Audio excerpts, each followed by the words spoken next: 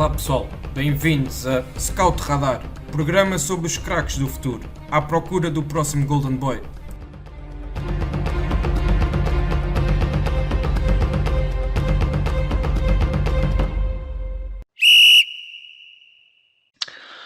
Olá, bem-vindos de volta a mais uma edição do Scout Radar, o podcast da ProScout onde falamos dos talentos emergentes do futebol.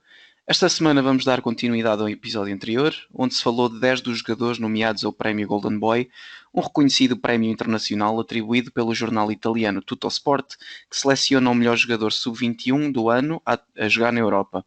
Recordem então que no episódio passado falámos sobre Mitchell Bakker, Eduardo Camavinga, Jonathan David, Alfonso Davies, Serginho Dest, Fábio Silva, o único português na shortlist final, Ansu Fati, Phil Foden, Gravenberch e Mason Greenwood. Recordo também que este episódio está disponível nas várias plataformas disponíveis de streaming de podcasts, portanto também para quem perdeu esse episódio pode também consultar rapidamente a partir de lá. E então para hoje, para esta conversa sobre a segunda parte dos 20 nomeados finais, tenho comigo novamente o Eduardo Costa e o Filipe Melo, que também me ajudaram no episódio passado e que fazem o bis aqui nas redes do Scout Radar. Filipe, Eduardo, mais uma vez sejam bem-vindos, obrigado por aceitarem o convite para participar novamente. E sem mais demoras, vamos então começar com a lista dos 10 jogadores que faltavam e arrancamos logo com um nome muito forte, Erling Haaland, um jogador que na verdade já é uma certeza do futebol internacional, um pouco a par do Alfonso Davies que falámos no episódio anterior e que continua a mostrar toda a sua qualidade a cada jogo que passa. Eduardo, eu queria começar por ti, porque no último episódio também revelaste que para ti este é o grande favorito à vitória do prémio, do Golden Boy, e portanto queria-te perguntar quais são as características que tu mais gostas de ver do Haaland?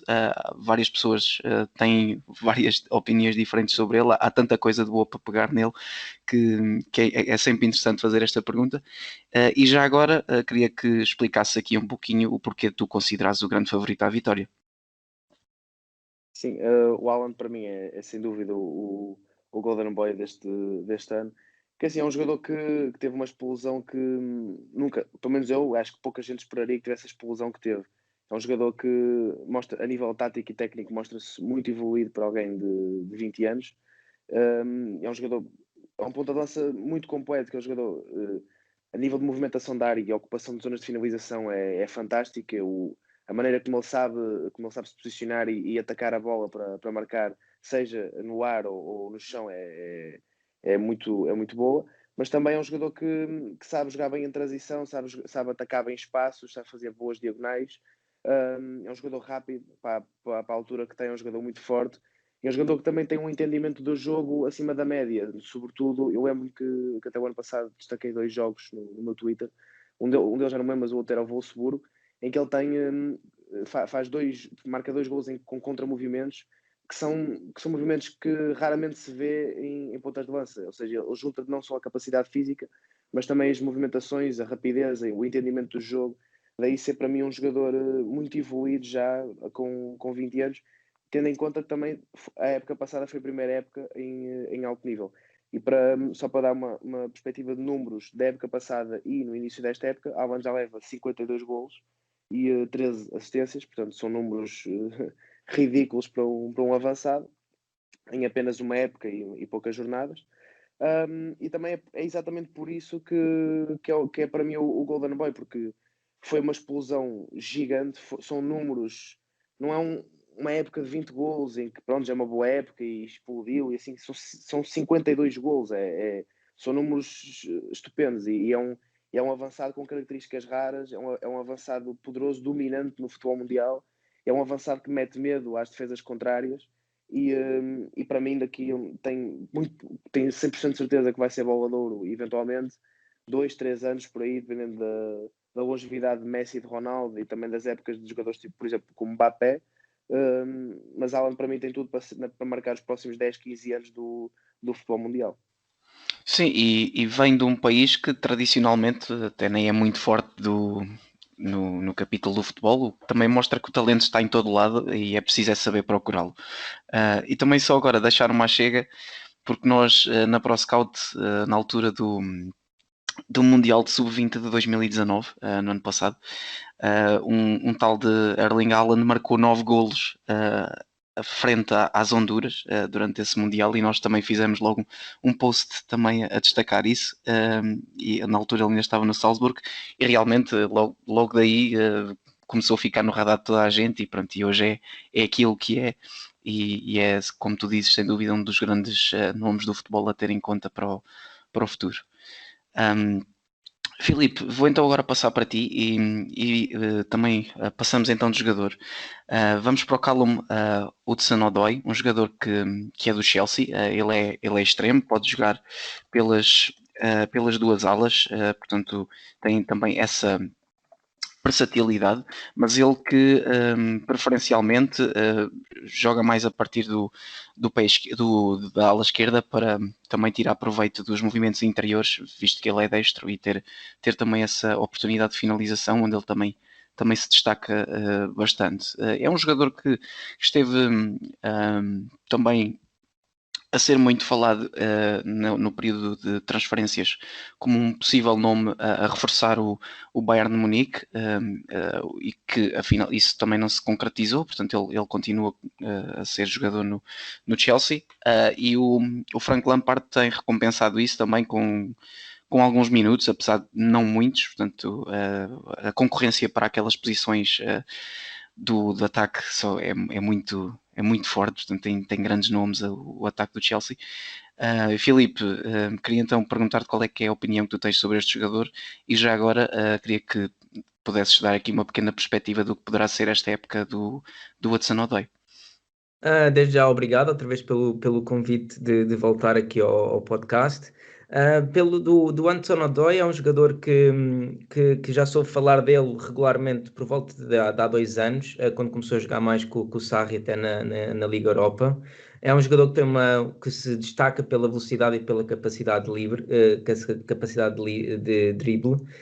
Penso que já poderia ter sido mais aposta. Acho que há um momento em que as lesões acabaram por travá-lo um pouco. Mas tem uma grande capacidade de visão de jogo, tem uma boa capacidade no 1 para 1, pode, como tu disseste, tanto jogar na esquerda como na direita, sendo que, para mim, pessoalmente, prefiro vê-lo a jogá-lo pela esquerda, porque pode puxar bem para o pé direito, com as subidas de um lateral que seja mais ofensivo e que lhe permita vir para dentro.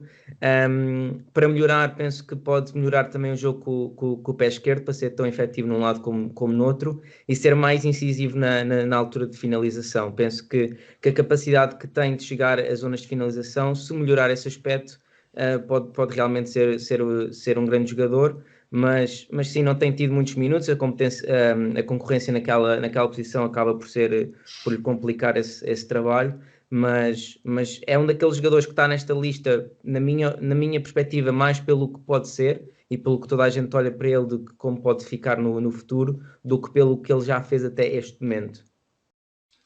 Sim, e já agora penso que não chegaste a responder à minha segunda questão, que era a perspectiva para esta época dele.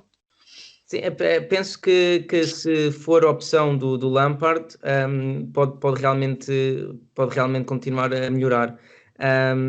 Penso que vai ser complicado pela concorrência dele. Agora pode aproveitar a lesão do Pulisic, que se voltou a lesionar, dependendo de quanto tempo vai estar fora, mas penso que vai ser muito, muito por aí. Tentar aproveitar as oportunidades que vai ter. Até este momento já fez 13 jogos, mas não, a maior parte deles vindo do banco suplente, a fazer à volta de 10, 15 minutos, e tem que ser mais aposta. Tem 19 anos, é daqueles jogadores, quando se falou também para o Bayern Munique, penso que ia ter o mesmo problema. Eu acho que realmente para dar esta última impulsão, para realmente ficar um grande jogador, tem que ter mais minutos e ser aposta regular. Eduardo, queria agora passar para ti então, e falarmos um pouco do Dejan Kulusevski, um jogador sueco da Juventus, ele que também foi uma das grandes revelações, se não a grande revelação do campeonato italiano da época passada. E também foi um jogador que nós abordámos aqui num podcast passado, nos 10 talentos a seguir na Série A italiana, e também recomendo a quem nos está a ouvir agora para também ouvir esse episódio, onde também falámos de outros talentos muito interessantes nesse campeonato. Mas hoje estamos aqui para falar do Kulusevski, um jogador que tem dupla nacionalidade. Ele é descendente de pessoas da Macedónia e, portanto, também haveria aqui esta dúvida sobre qual seleção a representar, mas acabou por escolher a Suécia, onde já é internacional por 3 vezes. Eduardo, perguntava-te então o que é que tu gostas de ver no jogo dele, e que impacto é que ele traz, ou melhor dizendo, que impacto é que ele poderá trazer para esta equipa do Andrea Pirlo da Juventus? Sim, o Kulusevski conseguiu fazer uma época fantástica o ano passado e valeu-lhe uma transferência para um dos maiores clubes de Itália, se não o maior, neste caso a Juventus. Atua sobretudo na direita, é um jogador também que se destaca muito pela capacidade de drible. Gosto da capacidade de passe dele, sobretudo da capacidade do último passe. E é um jogador que tem uma técnica de remate interessante, com qualidade a rematar em jeito ou em força, e também se destaca sobretudo também na capacidade de decisão. Acho que é um perfil interessante para a equipa de Pirlo, que creio que tem lacunas nas laterais, tem enquadrado que o que joga à lateral, ou que tem jogado agora também um pouco mais como ala, que é um jogador mais de velocidade e de cruzamento. Perdeu o Douglas Costa, que se calhar é o extremo mais desequilibrador e com mais capacidade técnica. Também tem Bernardeschi e Chiesa, que são jogadores que são evoluídos no capítulo da decisão e da técnica, mas com o Kulusevski parece-me ser aquele que tem mais capacidade de ser desequilibrador e que se calhar tem mais faro para gol no plantel da Juventus. O que pode também, e a capacidade de movimentação que ele tem pode favorecer jogadores como Morata e como Ronaldo, que conseguem também criar espaços, e ele também tem capacidade de arrastar defesas, ou seja, ele cria espaços para os jogadores mais finalizadores. Portanto, acho que é um jogador que vai ter, com o passar do tempo, que vai ganhando mais experiência e, vou utilizar aqui uma expressão, quando ganha mais traquejo, vai ainda ser mais influente nesta equipa de Pirlo. Sim, e achas que é um jogador para ficar nesta Juventus durante vários anos? Sim, se conseguir evoluir aquilo que as pessoas suspeitam dele, acho que sim, acho que tem capacidade para isso. Mas esta Juventus tem uma política de contratações que eu provavelmente não aprecio nem concordo, e é um pouco algumas transferências um pouco esquisitas e opções esquisitas, portanto até pode ser um jogador de qualidade e nem jogar muitas vezes. Vemos o caso de Dybala, muitas vezes nem joga, nem o ano passado com Sarri, e este ano com Pirlo também algumas vezes não tem jogado, portanto vai dependendo muito da contexto. consistência, do contexto exatamente, e da consistência que esteja a equipa. Uhum. Excelente. Filipe, queres acrescentar aqui alguma coisa sobre este jogador, ou podemos passar para o próximo da lista? Sim, podemos passar para o próximo. Ok, então assim sendo, o próximo é o Rodrigo Góis, um jogador atualmente do Real Madrid, ele que saiu do Santos ainda muito novo, logo eu penso que a transferência estava apalavrada ainda antes dos 18 anos, mas como é a regra no Brasil, ele só se podia transferir assim que fizesse os 18, que saiu por 45 milhões de euros, portanto uma verba bastante elevada para um jovem desta idade, e que é um jogador que, apesar de ter alguns minutos, também tem sido um pouco difícil a sua adaptação ao futebol europeu e ao Real Madrid. Portanto, se calhar a minha questão para ti vai um bocadinho por aí. Se tu achas que ele, por exemplo, poderia beneficiar de um empréstimo a um outro clube para tentar ganhar um pouco mais de rodagem para chegar a um nível de qualidade para titular do Real Madrid, e já agora também pedia para destacares aqui 2 ou 3 características que tu gostes de ver no Rodrigo. Sim, então, antes de responder à tua pergunta, dizer que o Rodrigo para mim é um jogador que gosto bastante. E quando entrou no Real Madrid, eu acho que ele, nos primeiros jogos, no ano passado, aí os campeões, marca logo um hat-trick, salvo erro, contra o Clube Bruges, logo num dos primeiros jogos. Em relação à tua pergunta, se beneficiaria de sair para o empréstimo, eu sinceramente, pelas qualidades que ele tem, eu acho que ele tem qualidade e entra no sistema a jogar pela direita no Real Madrid, que era muito, muito, muito bom. Penso que beneficia com a saída do Bale, porque apesar do Bale não jogar regularmente, sempre era um jogador ainda que estava à frente dele na hierarquia. E acho que é outro jogador que se tem que apostar. Parece-me que é um jogador que começa mais pelo lado direito, mas acaba por ser muito inteligente, porque gosta de jogar nos meios espaço, na área, no espaço entre lateral, central, médio centro, entende bem essa zona. Em comparação com o Vinícius, também do Real Madrid, é um jogador que é muito melhor finalizador. Quando está dentro da área, percebe muito melhor o momento de finalização e define muito melhor.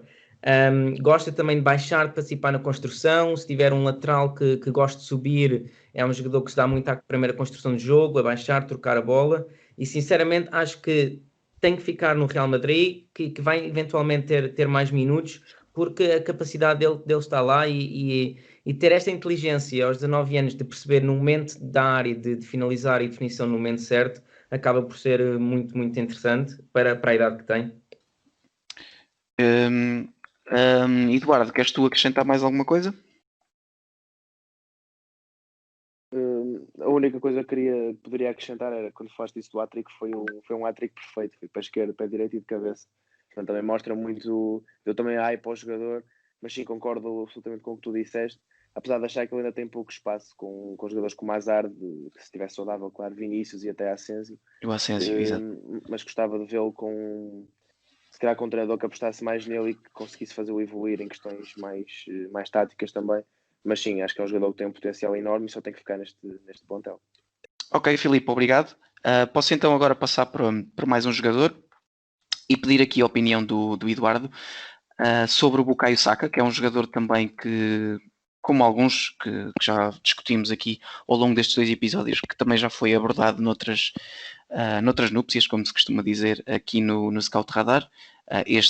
No caso do Bukayo Saka, no episódio dedicado à Premier League, e que é um jogador que está no Arsenal. Ele já tem um valor de mercado de 40 milhões, usando os dados do Transfermarkt, valem o que valem, mas é sempre um indicador interessante, e que também já é internacional pela seleção inglesa, e que é um jogador que pode fazer a ala esquerda toda. Ele é um jogador muito, muito bom tecnicamente, e que contribui muito para o processo ofensivo da equipa, mas vou deixar então para o Eduardo explicar um pouco melhor qual é o seu papel nesta equipa do Mikel Arteta, e também pedir-te o que é que tu mais gostas de ver no jogo do Bukayo Saka. Sim, é um jogador que eu pessoalmente aprecio bastante. Já com apenas 19 anos, é um jogador que o ano passado com a entrada do Arteta fazia muito a posição de ala esquerdo, e era um jogador que, ou seja, fazia esse corredor todo, tinha um papel sobretudo ofensivo. O Arteta depois tinha ali umas dinâmicas com o Xhaka interessante como central do lado esquerdo, mas pronto. É um jogador, claro, que destaca sobretudo pela velocidade, pelo drible. Também acho que é um jogador que tem muito, como tu disseste, também tem muita qualidade técnica. Gosto da capacidade de decisão dele, tanto mais a técnica de execução do que provavelmente a velocidade de execução. Acho que é um jogador que encaixa bem nas ideias ou seja, tudo que a Arteta pede dele, ele parece cumprir com qualidade, pelo menos a nível tático, e isso é interessante. E também está com um treinador que parece-me ser um treinador muito evoluído no entendimento do jogo, ou seja, vai-lhe dar nuances de futebol que provavelmente nem todos os treinadores conseguiriam dar. Atualmente esta época tem jogado mais como extremo do lado esquerdo, e acho que é um jogador interessante também na capacidade de criar dinâmicas com jogadores como Aubameyang e outros que possam se juntar mais também ao processo ofensivo do Arsenal. Mas sobretudo sim, é muito por aí. É um jogador que tem características interessantes, tem espaço para evoluir, acho que está num contexto favorável para evoluir, está numa equipa que já não está a disputar nenhum primeiro lugar, nem sequer é o top 4, portanto ainda vai ter margem de progressão, vai ter um contexto favorável, tem um treinador interessante. Portanto, pode ser daqui a uns anos um extremo de referência na Premier League, e quem sabe também uma das referências do Arsenal, um clube que precisa tanto também assim de mais referências, com exceção de Aubameyang. Uhum. É curioso que tenhas falado do contexto dele, porque também foi por aí que nós abordámos o tema na altura do tal podcast que referi há pouco.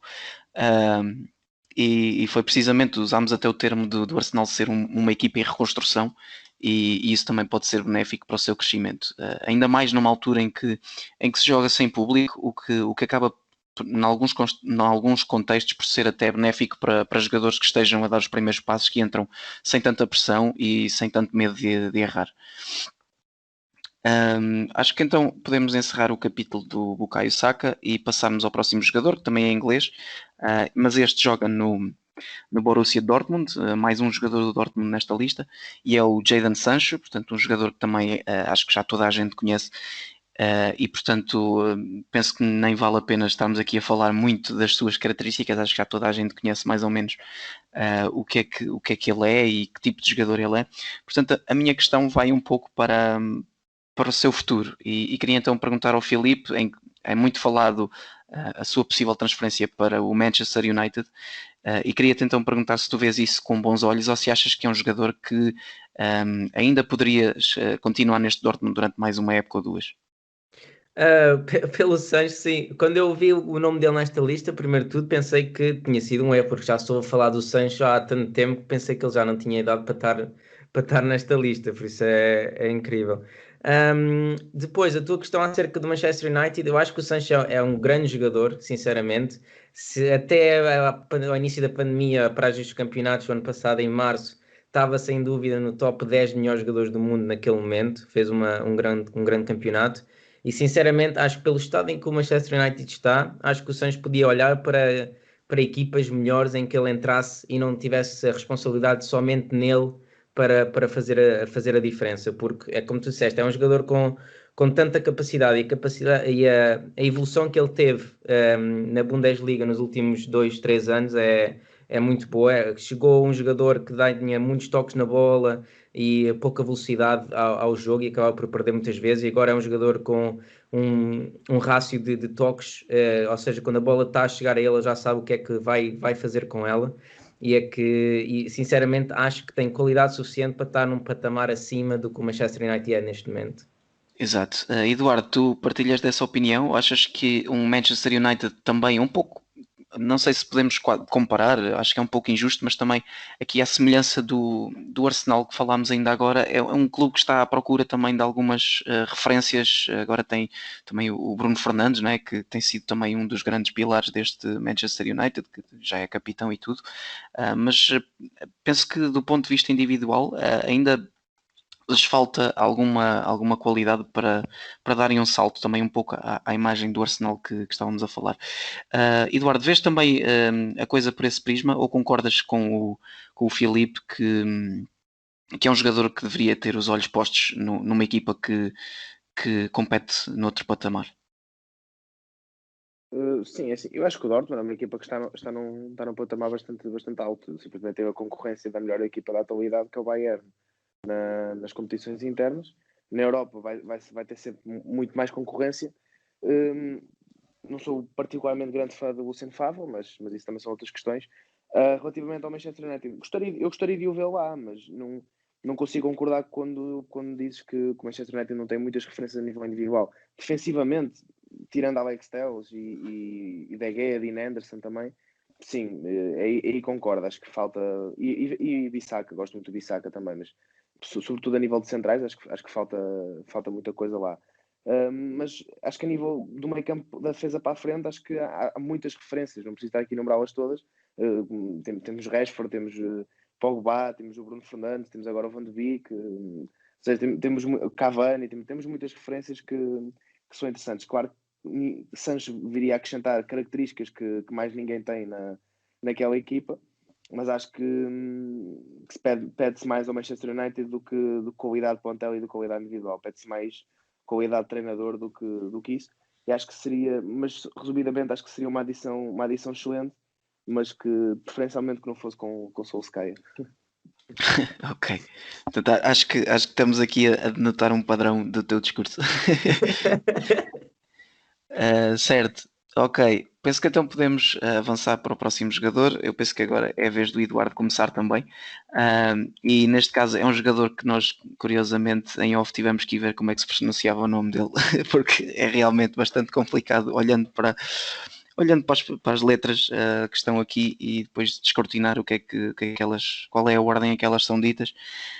mas é o Szoboszlai, é um jogador húngaro do Salzburgo, um médio ofensivo que também é versátil ou seja, tem características bastante interessantes e isso também traduz-se na sua versatilidade em campo. E que é um jogador que também tem feito uma Liga dos Campeões deste ano muito interessante. Eduardo, perguntava-te quais são as características que tu queres destacar deste jogador, talvez desta segunda parte dos nomes que trazemos é se calhar o mais desconhecido. E depois também queria-te perguntar se achas que o passo natural é depois ele passar para o Leipzig. Sim, a nível de características, acho que é um extremo bastante interessante. É um extremo muito evoluído a nível técnico, muito rápido, tem capacidade de passe, tem uma visão de jogo interessante. É um extremo também tem com 1,86 m, também vai ter capacidade de se impor no jogo aéreo, ou seja, junta características técnicas com características mais de imposição físicas interessantes e não muito usuais de ver. Ou seja, é um jogador que se diferencia também da restante concorrência e aos 19 anos vai ter ainda muita margem de progressão também para evoluir no capítulo do entendimento do jogo, que é sempre muito, muito importante. Relativamente ao passo para o Leipzig, não sei, acredito que se ele continuar a fazer uma boa época como está a fazer este ano, acho que no fim do ano é quase certo que saia, até pode vir a sair a meio da época, nunca se sabe. Veremos também muito, vai depender muito também dos números e da qualidade também exibicional. O Leipzig nota-se que baixa um pouco de rendimento e de qualidade com a perda de Timo Werner, portanto pode ser uma adição interessante, apesar de obviamente não ser um ponta de lança como Werner era. Mas há muitos clubes que ele pode encaixar, vai depender também muito daquilo que surgir a necessidade dos mercados, mas acredito que a transferência vai acabar por ser inevitável. No fim da época, acredito que seja quase certo, a continuar assim, claro, mas existe também bastante a possibilidade de ser já em janeiro. Sim, e numa possível, ainda seguindo nesta linha de pensamento, numa possível transferência para o Leipzig, portanto, ele pode jogar tanto pela ala como ou por terrenos mais centrais, apesar desta época ter sido utilizado mais como ala esquerdo. Onde é que tu vês ele a encaixar naquele xadrez do Nagelsmann? Sim, sobretudo se Nagelsmann jogar num 4-2-2-2, acredito que ele até possa jogar como avançado. O Werner também nunca tinha um papel muito fixo, ou seja, e Nagelsmann também não gosta que os jogadores tenham papéis muito fixos, ou seja, não é um treinador que limita muito, não é rígido taticamente, digamos assim, é um treinador flexível, e isso pode favorecer o Szoboszlai, e jogando a partir dessa posição vai ter sempre preferência para a esquerda, mas é um sistema também que vai favorecer a capacidade de movimentação e de velocidade. Muito dinâmico. Exatamente, velocidade que ele tem, ou seja, vai buscar também esse dinamismo. Ele jogando a partir da esquerda, por norma tem preferência mais a puxar por dentro, mas acho que também vai evoluir também nesse capítulo, com Nagelsmann vai evoluir nisso que eu estava a falar, de entendimento do jogo, portanto, também acho que pode ser um contexto favorável nesse sentido, mas lá está, mas depende bastante de como a época se desenrolar no Leipzig, nunca sabe o que é que pode surgir amanhã a nível tático e que jogador é que pode encaixar, e o Leipzig até pode dar um salto qualitativo enorme, como pode começar a cair bastantes lugares na tabela, portanto, veremos. Ok. Filipe, agora vamos passar para a Itália. Portanto, um jogador do país de onde o prémio originalmente foi criado, portanto, a Itália, o jornal Tuttosport, como disse na breve introdução que dei neste episódio, e que é um jogador que no Brescia também se mostrou a grande nível e que, apesar de ter sido falado que o grande interessado era o Inter de Milão, acabou por ir para o grande rival e assinou pelo AC Milan, e que depois até se descobriu que o Tonali era um fã de infância desta equipa do AC Milan, e houve um vídeo de apresentação muito engraçado também com esse tema, e que é um jogador que também nós na ProScout já destacámos há muito, por altura do europeu de sub-19, em que a Itália até chegou, salvo erro, à final, exatamente, e perdeu com Portugal. Portanto, foi a vitória da geração de 99 portuguesa no Europeu de Sub-19 e que nós, na altura, até destacámos o Tonali como sendo o melhor jogador desse torneio. Portanto, eu agora queria pegar então um pouco pela sua evolução e o que é que tu vês, qual é o jogador que tu vês hoje que é o Sandro Tonali? Hoje vejo que primeiro tudo está a ter dificuldades agora aqui no AC Milan para se impor. Tem tido, é um misto de quase sorte e azar, porque tem sorte de estar num clube que está a ter bons resultados, mas também está a ter o azar de, por estar a correr tão bem, de não estar a conseguir ganhar o lugar no meio campo, por causa do Kessie e do Benacer. É um jogador que entra bem nessa ideia. Ele pode jogar tanto a 6 como num duplo pivô no meio. É um bom organizador de jogo, obviamente que a melhor qualidade que tem é a qualidade de passe, especialmente passe longo, consegue ter uma noção do espaço e do que o rodeia no jogo muito, muito boa para a idade que tem. Como jogar no meio também tem um bom motor, no ano passado no Brecha acabava por ter sempre à volta de 11 km percorridos no jogo, o que mostra uma boa capacidade de subir e de cobrir o espaço. Mas sim, penso que neste momento faltava-lhe conseguir ganhar a titularidade, mas vai ter que ser paciente por causa do campeonato que o AC Milan está a fazer, e neste momento é impossível ele ganhar o lugar, por exemplo, ao Benacer, que está a fazer um grande início de campeonato. Sim, então vês um jogador, ele só para completar o que disse ao início, ele foi transferido para o AC Milan, mas por uma em termo de empréstimo, apesar da opção de compra julgo ser obrigatória. Portanto, é um jogador que se calhar esta época não vai um pouco que é um pouco dispar daquilo que era pensado, porque toda a gente se calhar pensava que ele ia chegar e impor-se de momento, e portanto na tua opinião vai ser um jogador que vai ter muita dificuldade a afirmar-se, mas achas que ele tendo oportunidades poderá roubar esse lugar mais lá para o fim da época?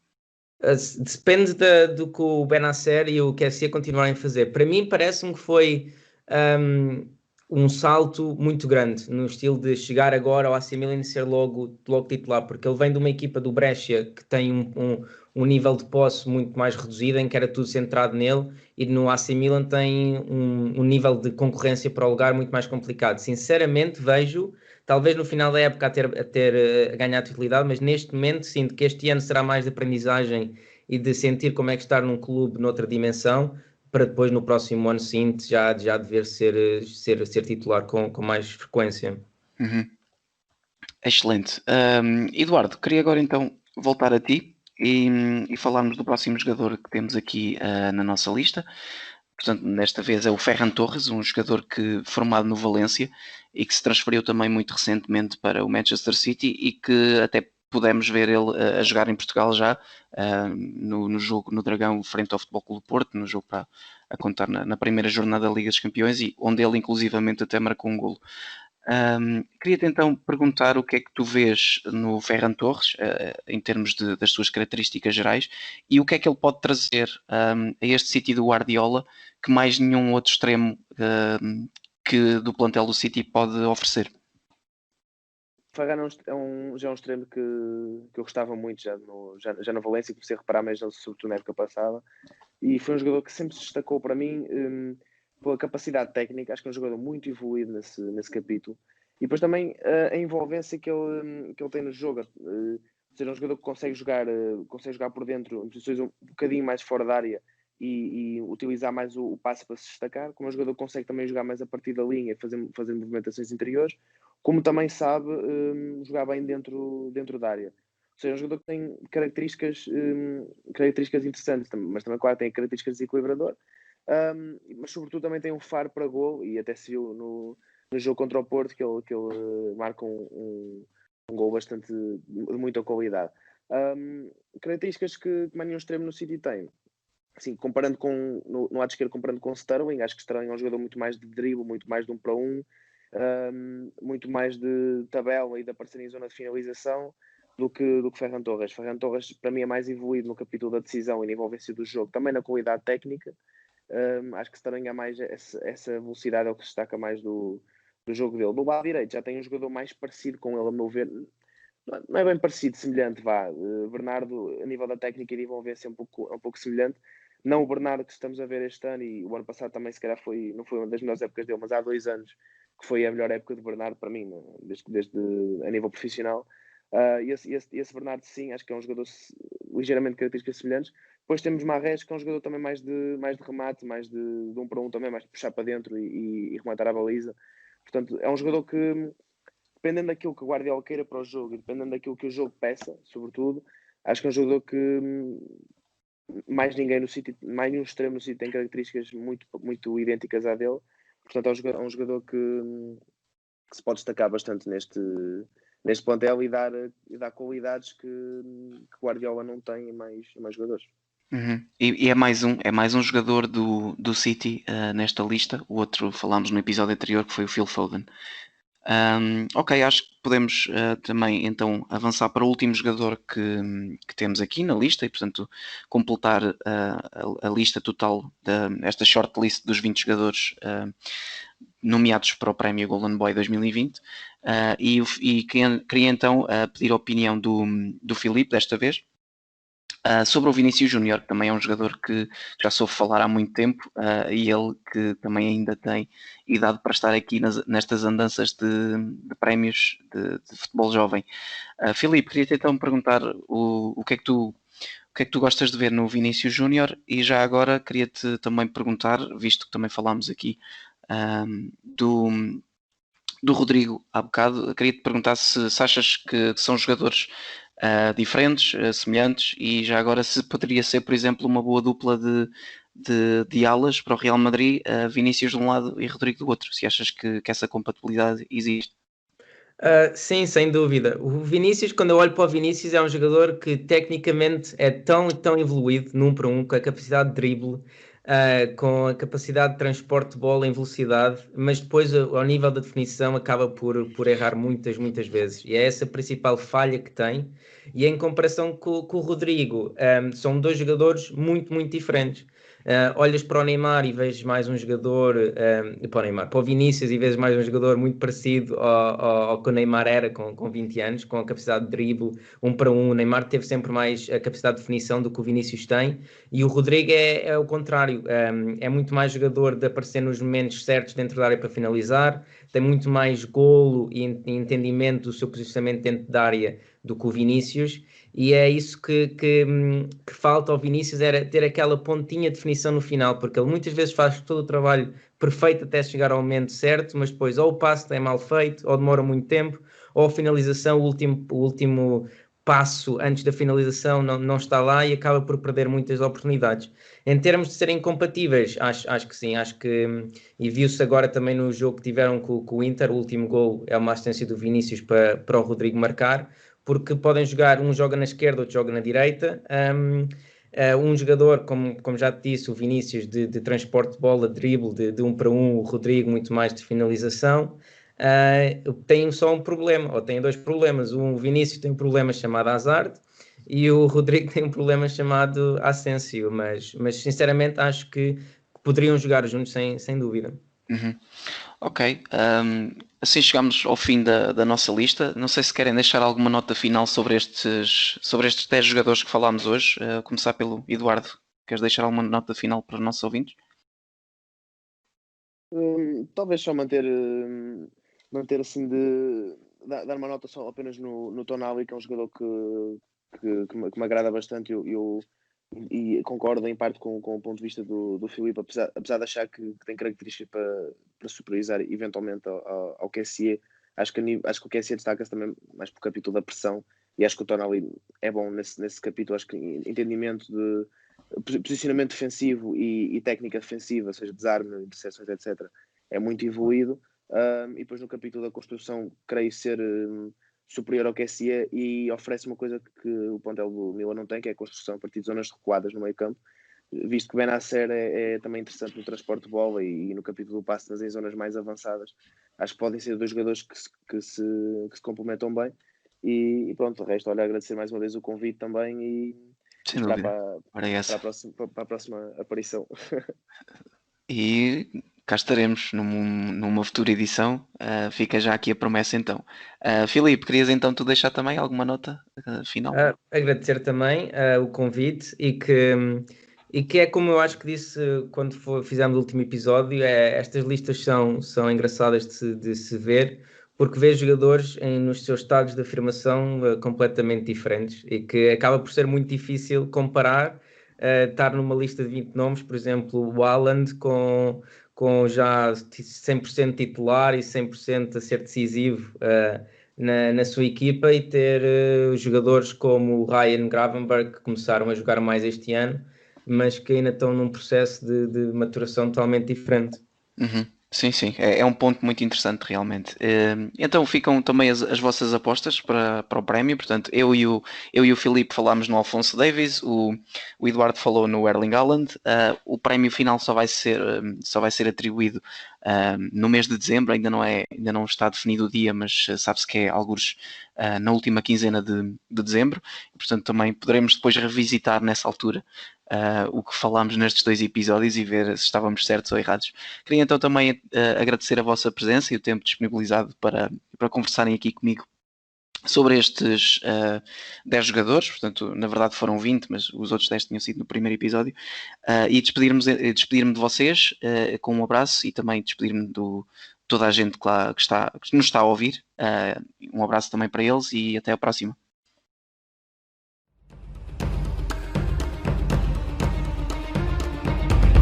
Obrigado por nos terem seguido em mais um episódio. Sigam o ProScout nas redes sociais em Facebook, Twitter, Instagram, YouTube e principalmente no nosso site em www.proscout.pt. Até à próxima!